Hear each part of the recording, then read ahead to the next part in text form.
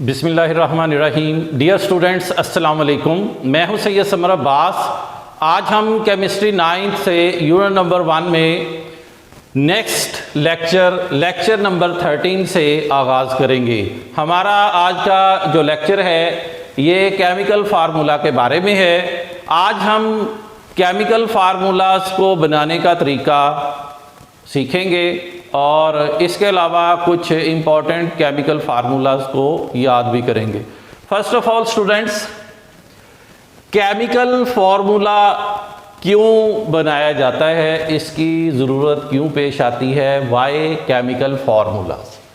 Students, आम तौर पर जब हम केमिस्ट्री में मुख्तलिफ़ किस्म के रिएक्शंस को शो कर रहे होते हैं तो हम देखते हैं कि डिफरेंट टाइप के एलिमेंट्स जो हैं वो आपस में मिलकर कुछ मॉलिक्यूल्स या कंपाउंड्स बना रहे होते हैं। तो ये एक तरह के जो रिएक्शंस हैं, इन रिएक्शंस को बाज़ औक़ात उस एक्सप्लेनेशन के साथ लिखना ज़रूरी होता है जिसके ऊपर कोई साइंटिस्ट वर्क कर रहा होता है। तो जैसे कि आपको पिछले टॉपिक में ये बताया गया था कि जगह की बचत करने के लिए, टाइम को बचाने के लिए जो एलिमेंट्स हैं उनको पूरे नाम से लिखने की बजाय शॉर्ट करके लिख लिया जाता है। वैसे ही एक केमिकल रिएक्शन में जो हिस्सा लेने वाली चीज़ें हैं उनको हम सिंबल्स के साथ लिखकर एक्सप्रेस करते हैं ताकि पढ़ने वाला जो बंदा है वो बड़ी आसानी के साथ थोड़े टाइम में सारी चीज़ को समझ जाए। तो स्टूडेंट्स, इस चीज़ को एक्सप्लेन करने के लिए हम केमिकल फार्मूला इस्तेमाल करते हैं। तो केमिकल फार्मूला हम कहाँ पर इस्तेमाल कर सकते हैं? नंबर 1, जब हम कुछ कंपाउंड्स के बनने के बारे में बता रहे होते हैं, हम ये एक्सप्लेन करना चाहते हैं कि इसके अंदर कौन कौन से एलिमेंट्स हिस्सा ले रहे हैं या ये कैसे बना है, या सम टाइम हम किसी मॉलिक्यूल को एक्सप्लेन करने के लिए भी उसका केमिकल फार्मूला लिख देते हैं। तो ये तो थी रीज़न कि हम क्यों केमिकल फार्मूला इस्तेमाल करते हैं। उसके बाद स्टूडेंट्स इसकी डेफिनेशन की तरफ आते हैं। इसकी तारीफ़ क्या होगी? तो बहुत ज़्यादा इजी है। आम तौर पर लिखा जाता है the symbolic representation of a compound, यानी एक कंपाउंड की जो हम अलामती रिप्रेजेंटेशन करते हैं, सिंबल्स के साथ जब हम उसे एक्सप्लेन करते हैं तो ये उसका केमिकल फार्मूला कहलाता है। एग्जाम्पल के तौर पर हम देखते हैं, फर्स्ट ऑफ ऑल ये है वाटर, फिर है CO2 कार्बन डाइऑक्साइड, इसके बाद है HCl यानी हाइड्रोक्लोरिक एसिड, इसके अलावा H2SO4 यानी sulphuric acid. There are different types of chemical formulas which we can have as an example to understand this। तो स्टूडेंट्स, ये जो मुख्तलिफ फार्मूलाज आपके सामने लिखे हैं, अब हमने इस पर गौर करना है कि इसके अंदर क्या क्या चीज़ें हैं। फर्स्ट ऑफ ऑल वाटर का जो केमिकल फार्मूला है ये है H2O। अगर हम गौर करें तो ये हमें इसके अंदर मौजूद एलिमेंट्स के बारे में भी बता रहा है। मिसाल के तौर पर अगर आप इस फार्मूला को देखें तो इसमें आपको नज़र आ रहा है कि there are 2 moles of hydrogen with 1 mole of oxygen. और इसी तरह नेक्स्ट वाली जो एग्जांपल है इसमें आपको कार्बन और ऑक्सीजन नज़र आ रही है, यानी आपको पता चल रहा है 2-3 चीज़ों का। पहली चीज़ तो ये पता चल रही है कि इसके अंदर कौन कौन से एलिमेंट्स शामिल हैं। नंबर 2, उन एलिमेंट्स के नंबर ऑफ मोल्स कितने हैं, ये चीज़ें हमें इसके साथ साथ पता चलती हैं, यानी इसके अंदर कार्बन और ऑक्सीजन है। इसी तरह इसके अंदर HCl के अंदर हाइड्रोजन और क्लोरीन मौजूद है। सो नेक्स्ट एग्जांपल जो है सल्फ्यूरिक एसिड H2SO4, इसके अंदर हाइड्रोजन, सल्फ़र और ऑक्सीजन 3 एलिमेंट्स इसके अंदर मौजूद हैं और इन 3 एलिमेंट्स ने मिलकर एक जो कंपाउंड बनाया है उसको हम आसानी से यहाँ समझ सकते हैं। तो स्टूडेंट्स, आपको ये पॉइंट क्लियर हो गया होगा कि हम किस तरह से कंपाउंड के अंदर मौजूद जो सिंबल्स हैं उनके साथ एक केमिकल फार्मूला को शो करते हैं। अब स्टूडेंट्स, हम आते हैं अपने नेक्स्ट पॉइंट की तरफ और वो नेक्स्ट पॉइंट है कि रूल्स और methods to write a chemical formula. अक्सर बच्चों को केमिस्ट्री में सबसे बड़ी जो प्रॉब्लम है, यानी उनके लिए एक नाइटमेयर बन जाता है, एक डरावना ख्वाब बन जाता है। मैंने ये एक्सपीरियंस किया है अपने टीचिंग के दौरान के बच्चे केमिकल फार्मूलाज को याद करने से घबराते हैं। अब क्यों घबरा रहे होते हैं, उसमें हमने जो चीज़ ऑब्ज़र्व की है वो ये है कि अक्सर बच्चे जो हैं, जब हम उनकी बेस को चेक करते हैं कि उनका बेसिक नॉलेज क्या है, तो वहाँ हमें दो चीज़ों की कमी नज़र आती है। नंबर वन, वो बच्चे एलिमेंट्स की सिंबल्स के बारे में नहीं जानते, यानी उनको एलिमेंट्स याद नहीं होते। हमारे यहाँ अक्सर ये करवाया जाता है, जो अच्छे टीचर्स हैं वो ये करते हैं कि वो बच्चों को पीरियोडिक टेबल में से सफिशिएंट क्वांटिटी में सफिशिएंट नंबर ऑफ एलिमेंट्स याद करवा देते हैं। यानी किसी को 30, 40, 50 जितने कोई बच्चा आसानी से याद कर ले, वो उनको वो इम्पॉर्टेंट एलिमेंट्स उनकी सिंबल्स समेत याद करवा देते हैं। और दूसरे नंबर पर वो थोड़ी सी और कोशिश करते हैं और फिर क्या करते हैं, वो बच्चों को उन एलिमेंट्स के वैलेंसीज़ जो हैं उनके बारे में भी एक्सप्लेन करते हैं, उनकी वैलेंसीज़ भी याद करवाते हैं। जैसे कि मैंने आपको पिछले लेक्चर में, वैलेंसी वाले लेक्चर में बताया था कि यहाँ हमने टेबल के बारे में भी बात की थी कि मुख्तलिफ जो एलिमेंट्स हैं उनकी वैलेंसीज़ उस टेबल में मेंशन की हुई हैं। इसके अलावा आपको क्लास में भी इसके बारे में नोट्स दे दिए गए थे, वहाँ से हम आसानी से वैलेंसीज़ को याद कर सकते हैं, उन्हें लर्न कर सकते हैं। अब अगर हम एलिमेंट्स के सिंबल्स, एलिमेंट्स के नेम्स, एलिमेंट्स के वैलेंसीज़ याद कर लेंगे तो हमारे लिए बहुत आसान है। हम केमिकल फार्मूला को ना सिर्फ समझ सकेंगे बल्कि हम केमिकल फार्मूला को लिख भी सकते हैं। तो अब हम आते हैं कि उसी पॉइंट की तरफ के रूल्स और मेथड के, वो कौन से रूल्स हैं, वो कौन से मेथड्स हैं। तो अगर हमें पहली दो बातें याद होंगी, यानी हम एलिमेंट्स की सिंबल्स के बारे में जानते होंगे, हमें उनकी वैलेंसीज़ का पता होगा, तो हम आसानी से केमिकल फार्मूला को लिख लेंगे। तो इसमें जो फर्स्ट रूल है स्टूडेंट्स, वो क्या है, आपकी आसानी के लिए मैंने अलग अलग पॉइंट्स बना दिए हैं, हम इसको साथ साथ एक्सप्लेन करेंगे। फर्स्ट पॉइंट ये होता है कि केमिकल फार्मूला को लिखते वक्त इसके अंदर हिस्सा लेने वाले एलिमेंट्स को उनकी सिंबल्स के साथ लिख दिया जाता है, and they are written side by side.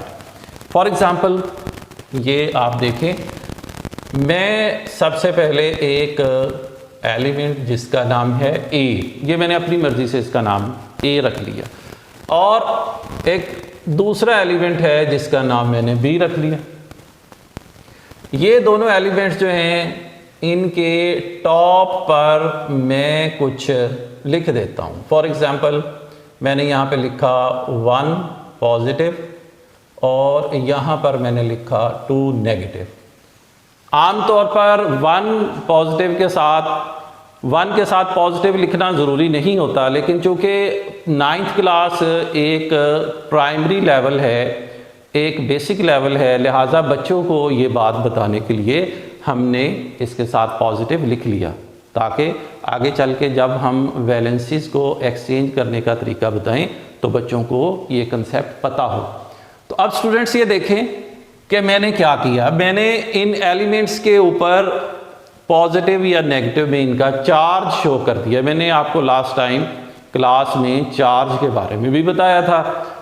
तो चार्ज, पहले वाले एलिमेंट का चार्ज हमें पॉजिटिव नज़र आ रहा है जबकि दूसरे का नेगेटिव है, और इसकी वैल्यू 1 और 2 बेतरतीब हमें नज़र भी आ रही है।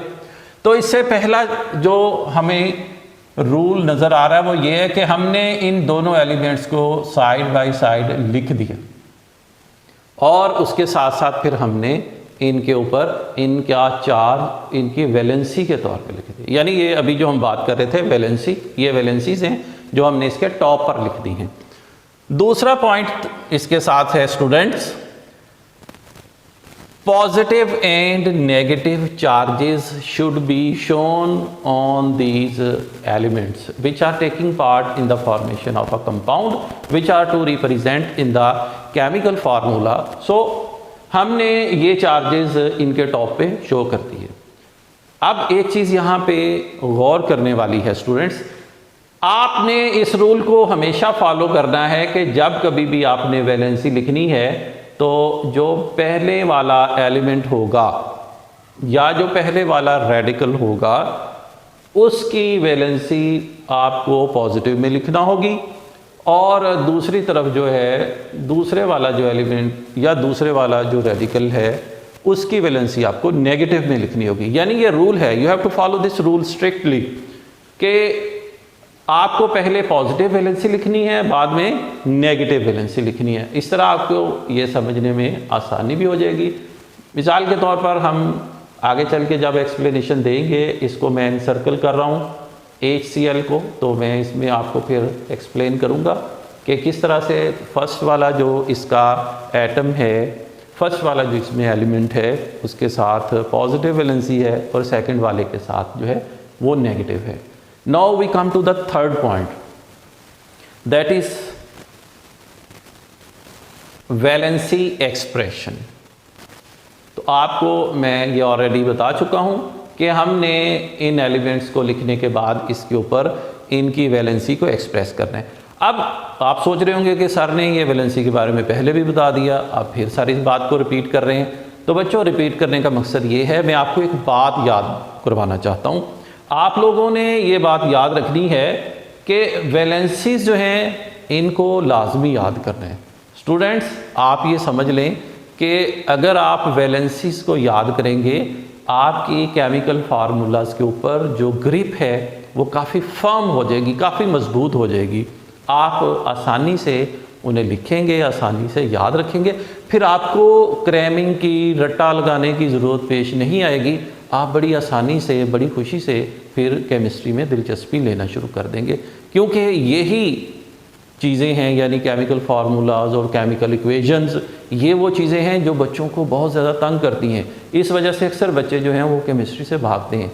तो अब हम आसानी के साथ इन चीज़ों को समझ रहे हैं ताकि आप लोगों के लिए ये बातें बेहतर साबित हों, आपका इंटरेस्ट इस सब्जेक्ट में बढ़ जाए। तो अब ये भी हमें पता चल गया कि हमने इनको एलिमेंट्स को एक दूसरे के साथ लिख दिया, साइड बाय साइड लिख दिया, हमने इसके ऊपर इनकी वैलेंसी शो कर दी। हमने पहले वाला एलिमेंट जो है इसकी वैलेंसी पॉजिटिव में लिख दी, सेकंड वाले की नेगेटिव में लिख दी। अब इसके बाद आगे क्या है, आप दरमियान में एक एरो लगाएं। उसके बाद स्टूडेंट्स इन दोनों एलिमेंट्स को इकट्ठा कर लें। यहाँ मैंने इनके दरमियान एक पॉजिटिव का साइन इस्तेमाल किया था, यहाँ पर मैंने इसे इस्तेमाल नहीं किया। उसके बाद स्टूडेंट्स ये देखें, नेक्स्ट पॉइंट है क्रॉस एक्सचेंज वैलेंसीज। अब ए की वैलेंसी 1 पॉजिटिव है, बी की वैलेंसी 2 नेगेटिव है। अब हम ये करेंगे कि ए की जो वैलेंसी है वो बी के नीचे यानी उसकी बॉटम में लेंगे। बॉटम यानी नीचे वाला हिस्सा, टॉप ऊपर वाला हिस्सा। तो टॉप पे जो वैलेंसी लिखी हुई है लेफ्ट साइड वाले एलिमेंट्स की, वो राइट साइड की तरफ लें, और राइट साइड वाले जो एलिमेंट्स या एलिमेंट है या रेडिकल है उसकी वैलेंसी जो है वो लेफ्ट साइड के डाउन साइड पर यानी बॉटम में लें। तो अब इसकी बी की जो वैलेंसी है वो है स्टूडेंट्स 2 नेगेटिव। वो अब मैं यहाँ पे इस तरह से शो करूँगा कि ए के आगे 2 और बी के आगे 1। अब एक चीज़ और गौर करनी है, जब मैंने इनकी वैलेंसीज को क्रॉस एक्सचेंज किया है, नीचे चल के मैंने इनके साथ चार्ज मेंशन नहीं किया। तो ये चार्ज मेंशन क्यों नहीं किया, तो अभी हम ये बता चुके हैं कि ये बात अंडरस्टूड है, that is a universal truth कि लेफ़्ट साइड के बॉटम में जो भी वैलेंसी होगी वो राइट साइड वाले से आई होगी और वो डेफिनेटली नेगेटिव होगी, और राइट साइड वाले एलिमेंट के बॉटम में जो वैलेंसी होगी वो डेफिनेटली लेफ़्ट वाले से ली गई है और वो पॉजिटिव होगी। लिहाजा हमें बार बार नीचे इसके साथ चार्ज लिखने की ज़रूरत पेश नहीं आती। लिहाजा बच्चों मैंने लिखा A प्लस B इनकी वैलेंसी के साथ A2B1, यानी ये एक हमारे लिए ऐसा कंपाउंड है जिसकी हमने जो एक्सप्रेशन है वो केमिकल फार्मूला के तौर पर दिखा। Now we come to some examples. First of all we take sodium plus chloride ion. Sodium is 1 positive chloride is 1 negative. अभी मैं कह चुका हूँ कि जब आप लोग बड़ी क्लासेस में जाएंगे आपको ये इसके साथ 1 पॉजिटिव के साथ या नेगेटिव के साथ 1 लिखने की ज़रूरत नहीं होगी।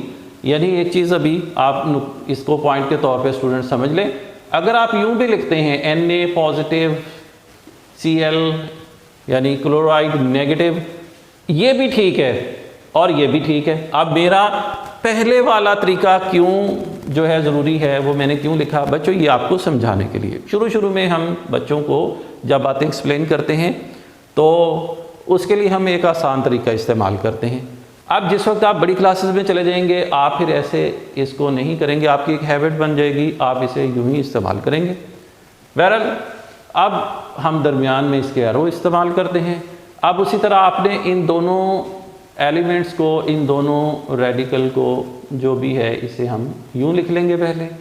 उसके बाद अगर आप देखें इन दोनों की वैलेंसीज सेम है, यानी इसकी वैलेंसी भी 1 है, इसकी भी 1 है। हमने इसकी वैल्यू की बात करनी है, चार्ज को हम नहीं देख रहे, हम देख रहे हैं कि ये 1 ये वैल्यू होगी। अब अगर हम पिछले टॉपिक वाली पिछले लेक्चर की बात याद करें जिसमें मैंने आपको बताया था कि प्रोटॉन्स और इलेक्ट्रॉन्स की तादाद जब बराबर होती है तो वो एक दूसरे का जो चार्ज है उसे कैंसिल करते हैं या ऑफसेट करते हैं या नील कर देते हैं। इसी वजह से एटम जो है वो एक न्यूट्रल पार्टिकल भी समझा जाता है। तो अब स्टूडेंट्स मैंने क्या किया, मैंने पहले इन दोनों को साइड बाय साइड जो थे हमने इन्हें इकट्ठा करके लिख दिया। उसके बाद जो दूसरा तरीका है हम इनकी वैलेंसीज़ को क्रॉस एक्सचेंज करेंगे, लेकिन यहाँ पे अगर हम यूं शो कर दें तो ये बन गया Na1 Cl1, लेकिन चूँकि मैथमेटिकली 1 को शो करने की ज़रूरत नहीं होती लिहाजा हम इसे यूं भी एक्सप्लेन कर सकते हैं। अगर कोई चीज़ इस तरह के लिए लिखी होगी यानी Na लिखा होगा तो आपको पता है, आप समझेंगे कि इसकी वैल्यू 1 है, और ये जो क्लोराइड है या क्लोरीन है ये भी इस तरह 1 के साथ ही शो होगी। तो ये एक तरीकाकार है जिसमें हम आसानी से देख सकते हैं कि हमने इनको साइड बाय साइड लिखा, इनके जो चार्जेस हैं, इनकी जो वैलेंसीज हैं वो एक्सचेंज की, और हमारे पास ये जो एक रिफाइंड फॉर्म ऑफ एलिमेंट्स आ गई जिसमें हमने इसके सिंबल्स के साथ इसे लिख दिया। तो ये है chemical formula. Now we come to another example from your book.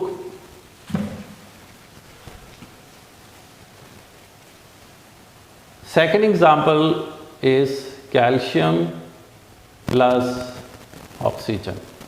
So first of all, following the rules, I write the valency of calcium, that is 2 positive. You have to remember another thing, students.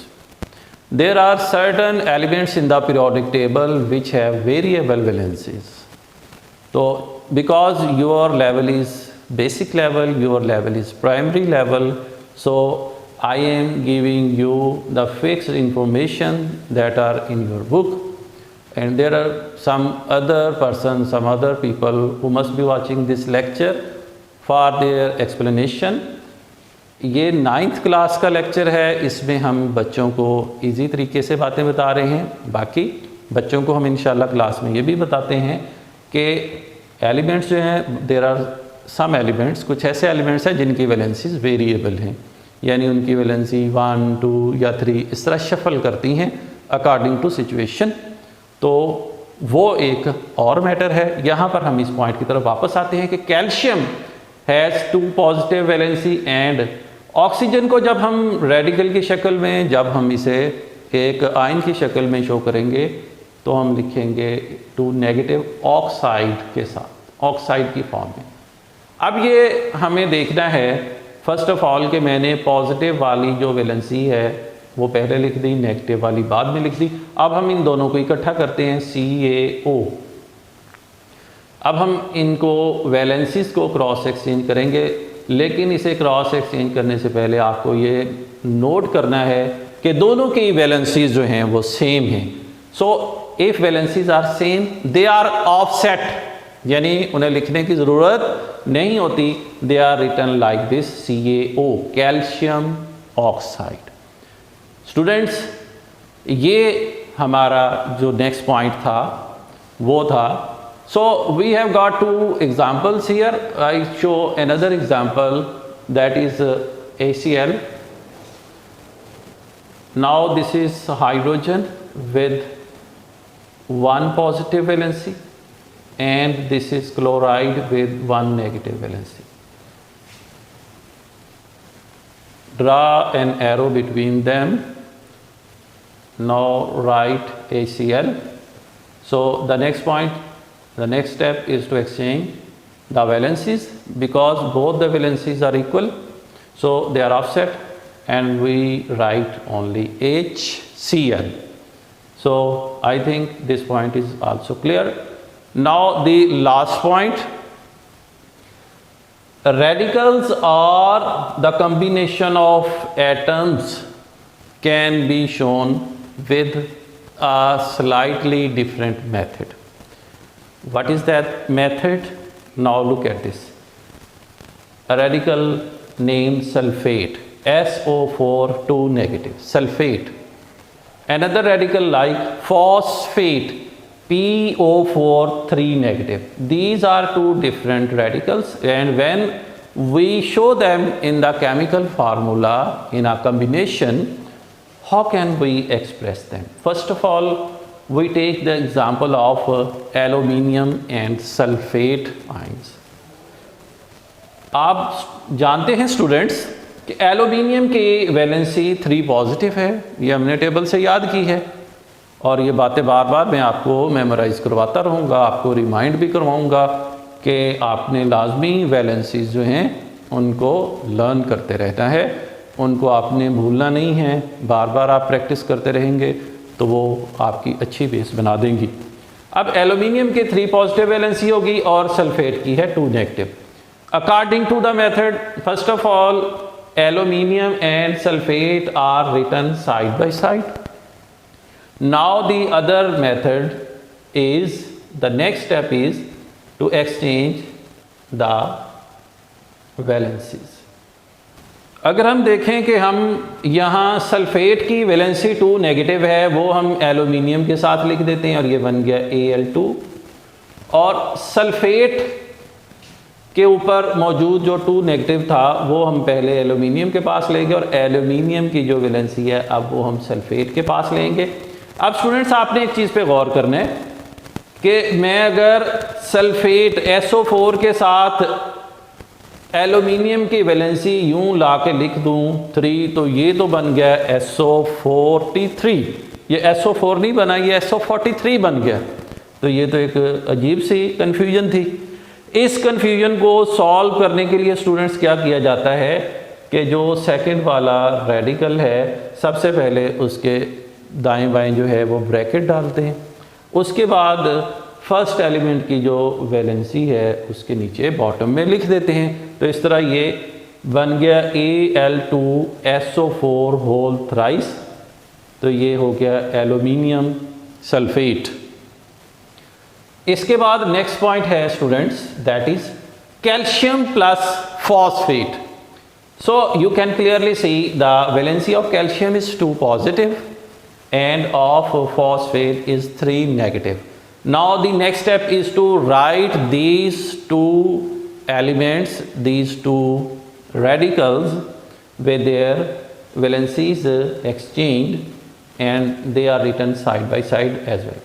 First of all, calcium की जो valency है 2 positive वो हम ले आए. इसी तरह phosphate के बाहर हमने एक ब्रैकेट इस्तेमाल की PO4 और बाहर इसके 2 लगा दिया, और फॉस्फेट की 3 नेगेटिव कैल्शियम के बॉटम में जाके लिख दी. So we shall read it as Ca3PO4 whole twice calcium phosphate. That is another chemical formula. So students, ये थी हमारी आज की डिस्कशन केमिकल फार्मूला के बारे में.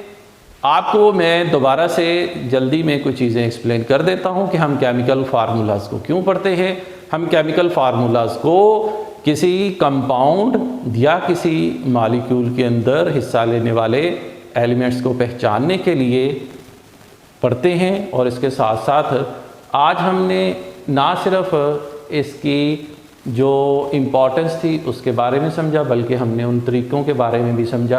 अब आखिर पे एक ज़रूरी बात, स्टूडेंट्स आपने डेफिनेटली घर में डिफरेंट टाइप के केमिकल फार्मूलाज को इस तरह से ट्राई करना है। मैं आपको इसका आसान सा मेथड बताता हूँ एंड पर।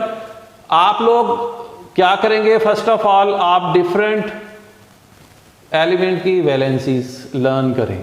सेकंड पॉइंट, आप इन वैलेंसीज को आपस में मिक्स करके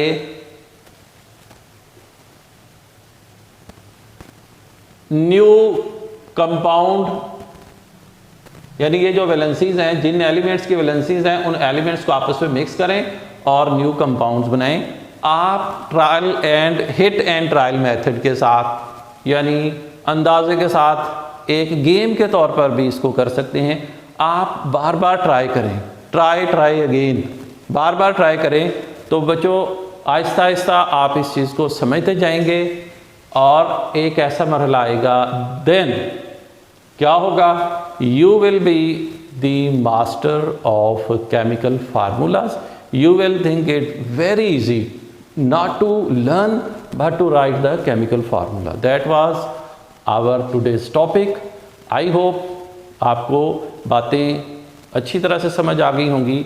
अगर किसी स्टूडेंट को कुछ बातों में किसी किस्म की कोई कॉम्प्लिकेशन हो, कोई मसला हो, तो वो हमसे रब्ता करके इसके बारे में पूछ सकता है। टिल द नेक्स्ट टॉपिक, अल्लाह हाफिज़।